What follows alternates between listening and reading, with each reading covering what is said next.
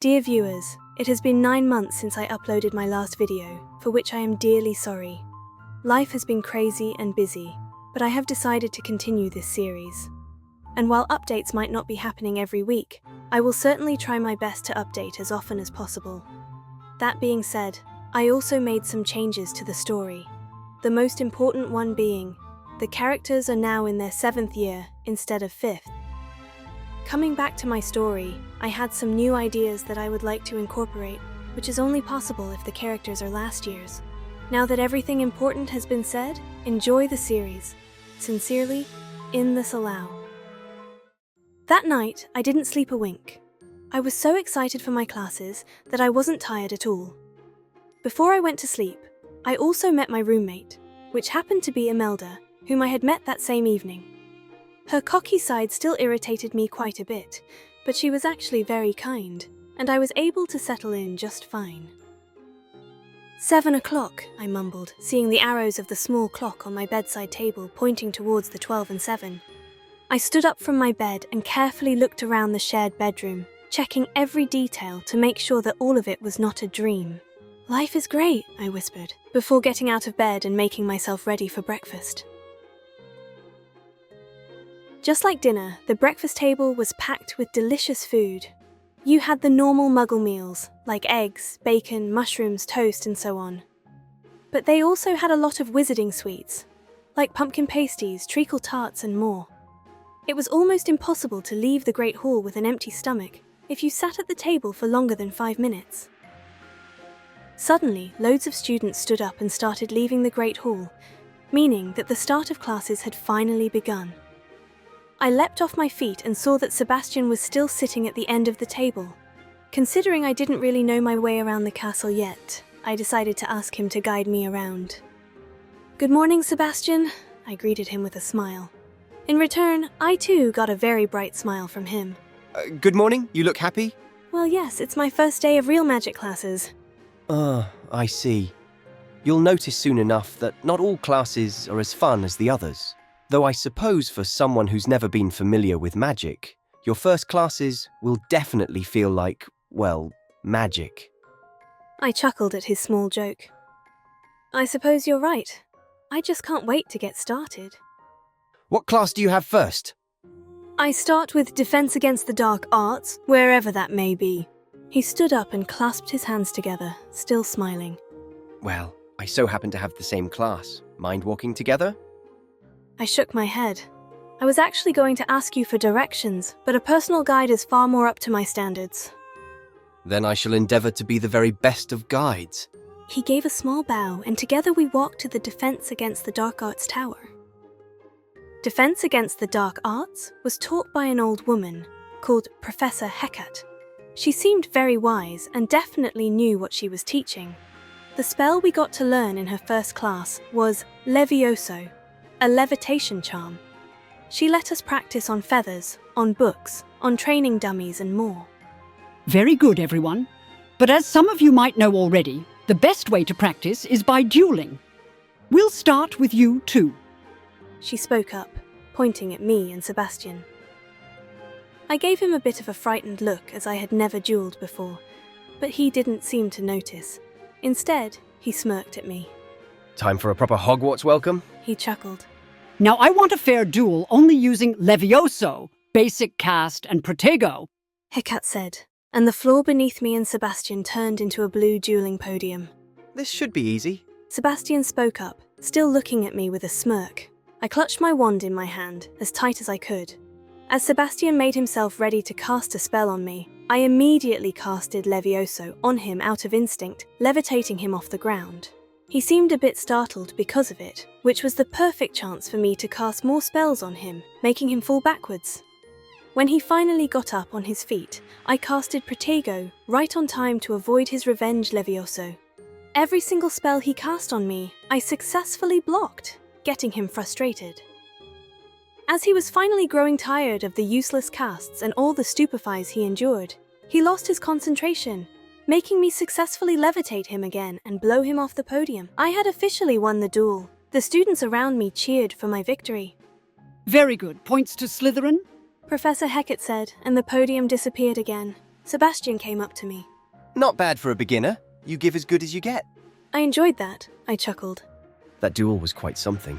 Everyone will be talking about it. It was certainly good practice, Practice. It felt more like dueling an expert. he admitted in a surprised tone. Didn't expect a new student to be so deft with a wand. Then again, perhaps this wasn't your first duel. Well, if you hadn't been able to tell yet from my frightened stare before we started, yes, this was actually my first duel. I suppose I just have a knack for it. You know, you might be perfect for an exclusive unsanctioned dueling organization. He said. Exclusive and unsanctioned? Count me in. He chuckled. Excellent. I knew I was right about you. Right about me? I asked, surprised. Well, you see, if you want to make the most out of your time at Hogwarts, you're going to have to break the rules every now and then. He said with a small smirk again. Whether it's joining a secret dueling club or sneaking into the restricted section of the library, you just have to be clever enough not to get caught. I'll keep you in touch about the first Crossed Wands duel. It's near the clock tower entrance if you're interested, of course. I certainly am, Sebastian. And together we went to our next class, Charms. At the end of our last class, which happened to be potions, I was very tired, but very satisfied. It was positively the most fun school day I had ever had in my life.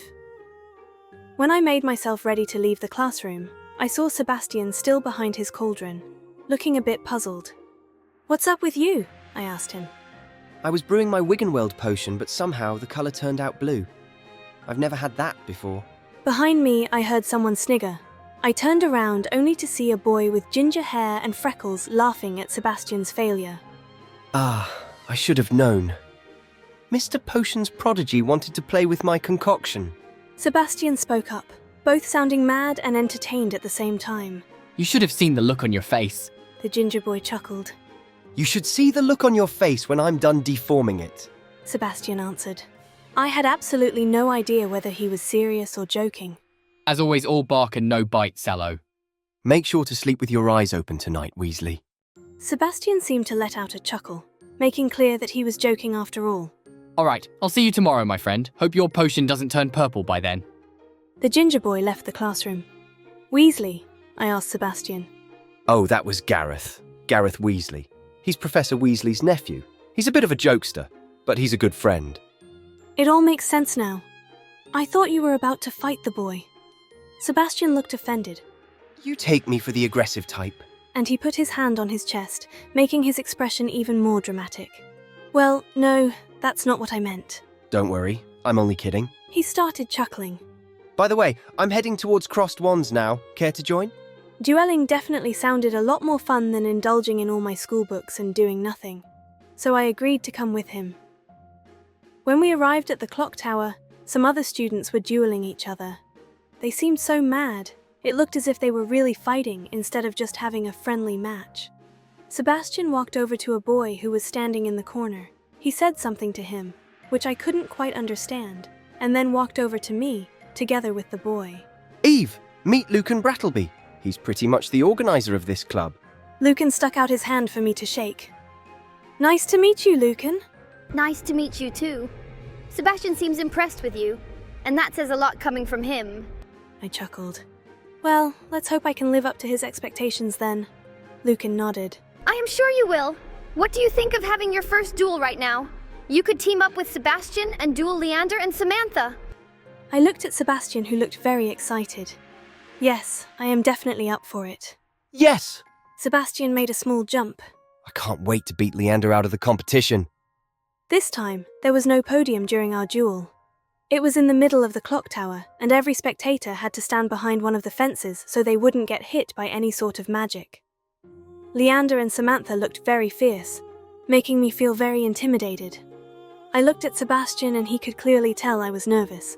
You'll kill it! He encouraged me. Ready? Start! Lucan yelled loudly. The words had barely left Lucan's lips, and I already had to Protego my way out of an attack from Samantha. Protego! Levioso! Protego! Stupefy! Incendio! Protego! Levioso! Axio! Stupefy! All I could hear, and all I could say were all the spells I knew so far.